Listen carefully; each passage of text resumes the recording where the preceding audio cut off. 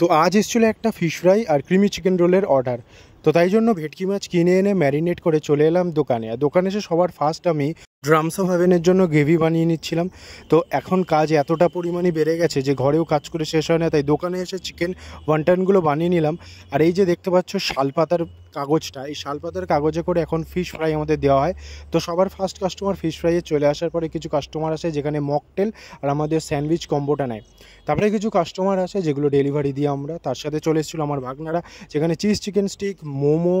তো তারপর কিছু কাস্টমার আসে যেখানে চিকেন ওয়ান্টান আর ফিশ ফ্রাই নেয়। তো এইসব দিয়ে আজকের দোকানদারি শেষ করলাম। তো চলে এলাম আরও একটা ডেলিভারি দেওয়ার জন্য, যেটা হচ্ছে সঞ্জুদের বাড়িতে 10 পিস চিকেন পকোড়া।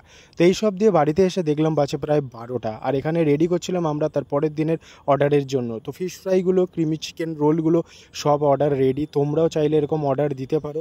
তো চলো টাটা, নেক্সট ভিডিওতে দেখা হচ্ছে।